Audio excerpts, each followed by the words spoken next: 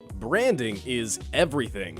Done right, a company's logo, color palette, and tone of voice has the power to create a lasting impression on customers. Leading global companies know that branding and advertising is a key part of their success, which is why they spend billions on it. Some companies don't have billions in their budget though, so they go down another route. They steal from others. Here are the 20 most shocking cases of blatantly ripped off brands.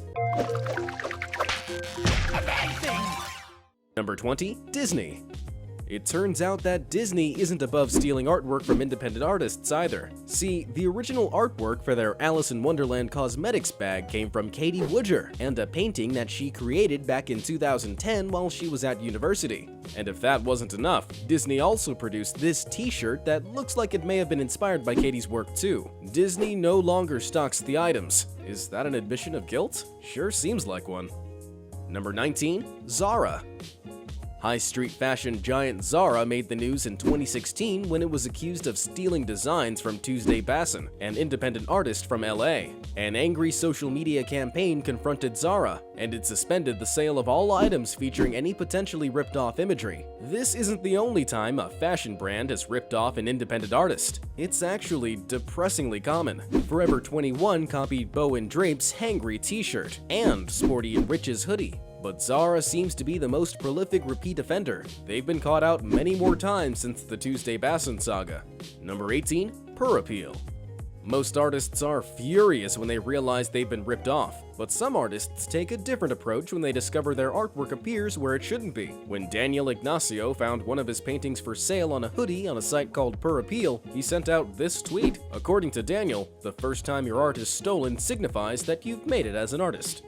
Number 17. Apple competitors. With a value of over $214 billion, it's no great surprise that competitors are queuing up to rip off their ideas to try and grab a slice of that lucrative apple pie. After all, Apple invented the classic single-screen smartphone layout that has been adopted by all other phone companies. But there are many other subtle details its competitors have copied. First up, when Acer introduced Acer Cloud 6 months after Apple introduced iCloud, there was definitely a collective sense of deja vu in its presentation. And packaging is copied by competitors as well. Samsung can't get enough of copying Apple's product and package designs with their Galaxy Tab. Sony and Nokia are up to the same tricks too. They removed their headphone jacks from their phones just like Apple did with their iPhone 7, just without offering anything as cool as AirPods as an alternative.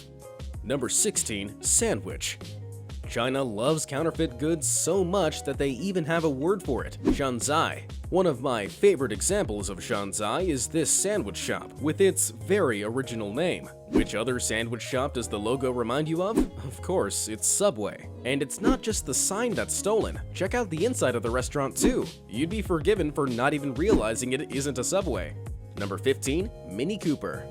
Shanzai culture can be seen in China's automotive industry too. From the red paint job and white go faster stripes to those iconic headlights, it's pretty clear that the Lyphon 320 is a copy of the Mini Cooper. Not only is the Lyphon 320 a total ripoff of the Mini, but it's also said to be one of the least safe cars on the market. According to tests, even a minor crash could cause serious injury to the driver and their passenger, which is just one more reason to stick to the original.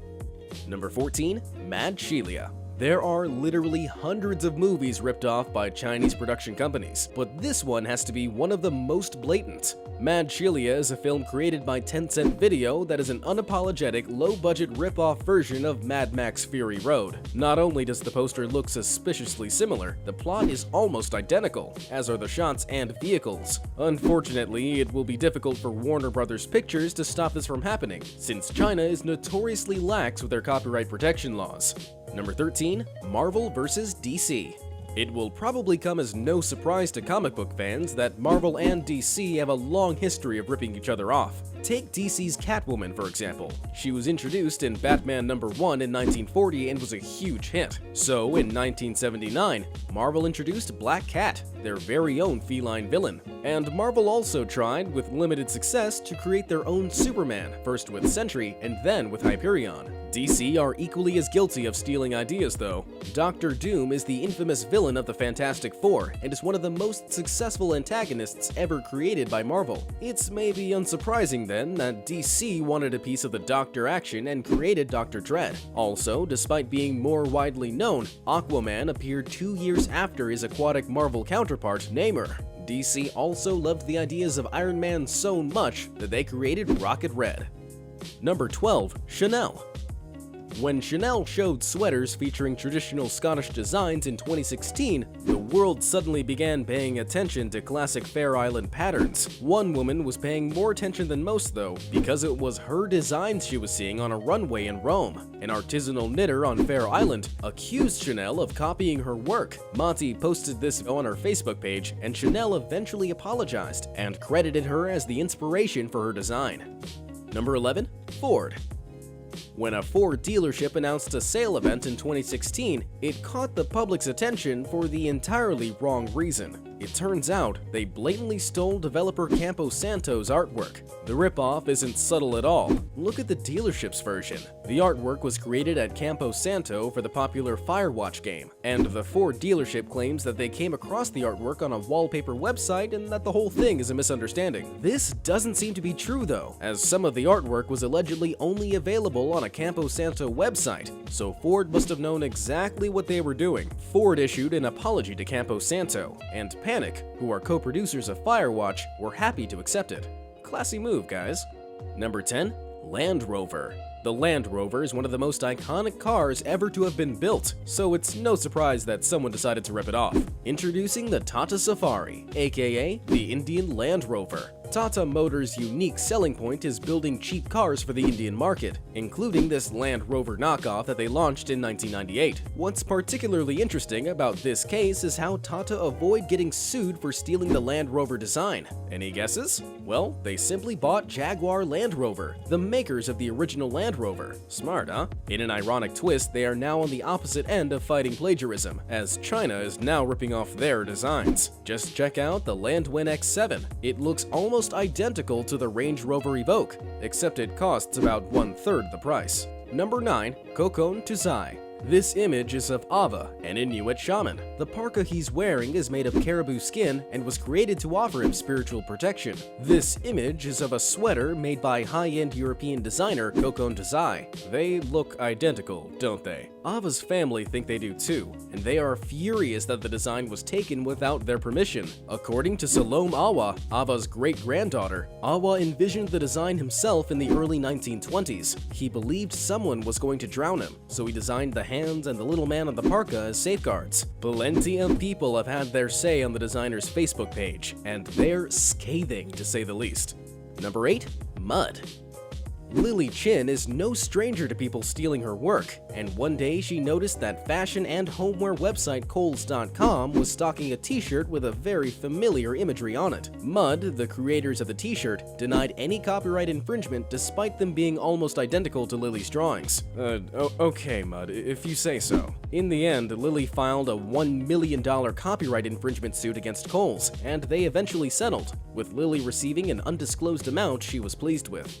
Number 7. Uncle Martian. Check out the branding of Uncle Martian, a Chinese sportswear brand. Do you recognize that logo from somewhere? It looks a lot like Under Armour's branding, doesn't it? Uncle Martian's management denied any copyright infringement, but Under Armour wasn't about to let it go. The company launched a year-long legal battle and eventually succeeded in banning them from using their logo. They were also awarded 2 million yuan, or over $250,000 in damages. I wonder whether Fred Perry has noticed that its logo might also have served as inspiration.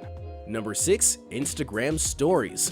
When Snapchat launched, it offered a new way of sharing videos and images, so Instagram ripped off that method and saw massive success with it. When Instagram introduced its stories, its users shot up by 250 million in the year after it launched. Snapchat has, in contrast, been in constant decline since around that time. Interestingly, Facebook tried to buy Snapchat for $3 billion, but the offer was rejected. Perhaps Instagram Stories would never have been launched if Snapchat had said yes. Number 5. Finding Nemo. Finding Nemo was one of the most popular animated movies of all time, but less well known is the French children's book from which it allegedly originated. Franck Le Calvez says that Nemo the clownfish bears a clear resemblance to his character Pierrot Le Poisson Clown. which he says he created in 1995 and turned into the hero of a children's book. Both Nemo and Piero live in an anemone and lose a parent to a predator. Both characters also encounter a cleaning prawn on their adventures. Disney and Pixar, who own Finding Nemo, denied the claim, stating that the film and its characters were independently developed. I don't know about Franck. Taking on a big fish like Pixar would be a risky move.